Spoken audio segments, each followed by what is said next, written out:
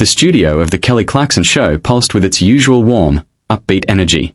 Soft music played under the chatter of the audience as producers hurried across the floor, adjusting lights, checking cameras, whispering final cues into their headsets. Everything about the set felt bright and inviting.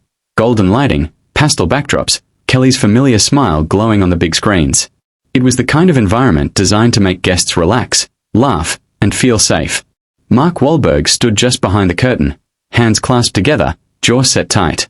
He had done hundreds of interviews in his career, talk shows, red carpets, press tours, junkets that blurred together in memory.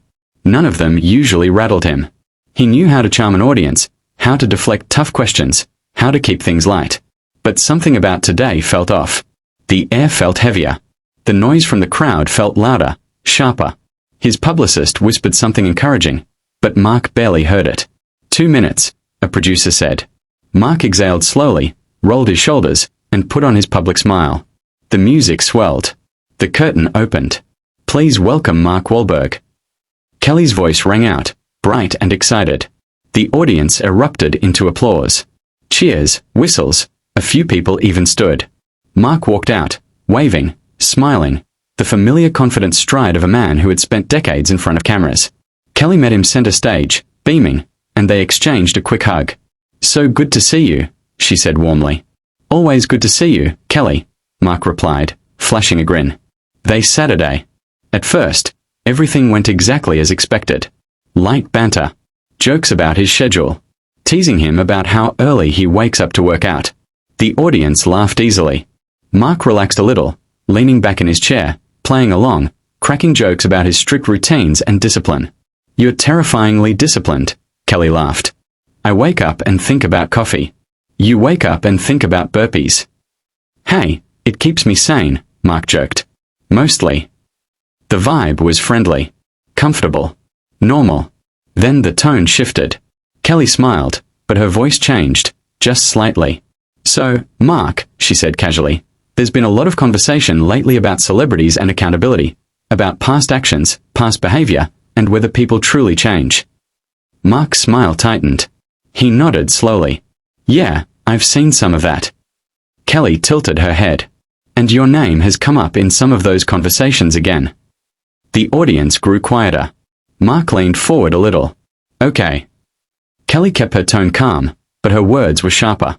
People are asking whether enough has been done to address certain things from your past. Apologies, accountability, growth, whether it's genuine or just PR. The room felt different now. The warmth faded. The air felt tense. Mark's jaw flexed. I've spent years trying to grow, trying to do better, he said carefully. I've owned my mistakes. I've talked about them publicly. I've changed my life. Kelly nodded. But some people feel like that's not enough. That words aren't enough. That there hasn't been enough direct accountability. A murmur rippled through the audience. Mark's voice hardened slightly. What exactly are you asking me, Kelly? She hesitated for half a second, then continued. Do you think Hollywood gives men like you too many second chances? More than others get? That question landed like a punch. Mark sat back in his chair, eyes narrowing. Men like me. Kelly tried to soften it. Public figures. Powerful figures. People with influence. Mark shook his head slowly. No, don't soften it. You said men like me.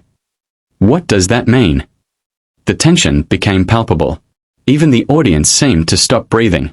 I'm saying people with platforms, Kelly said, more carefully now. People who have access to resources, PR teams, image control.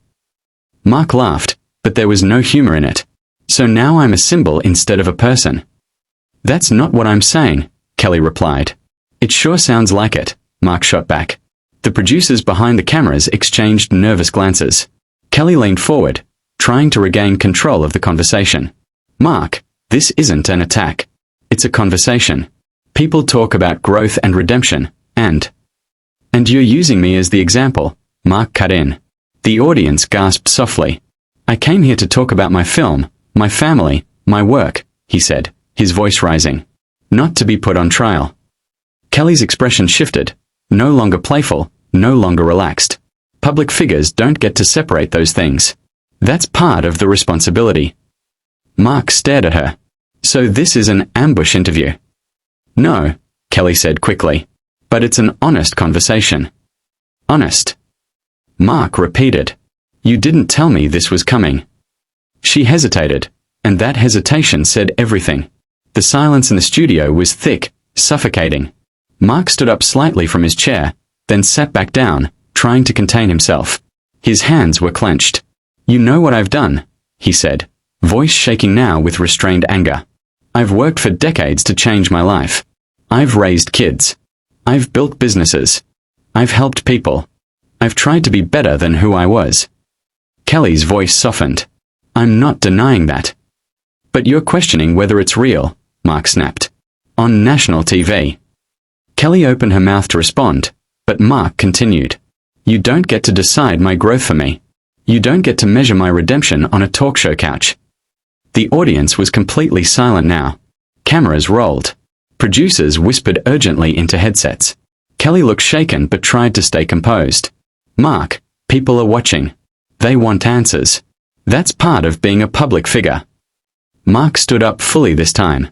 And this, he said, gesturing around the studio, is exactly why people don't trust media anymore. You smile, you joke, and then you flip the switch. Kelly stood too, instinctively. That's not fair.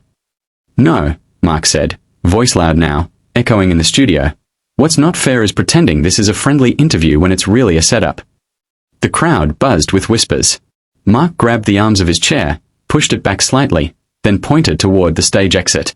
I'm not doing this, he said. I'm not going to sit here and be turned into a headline.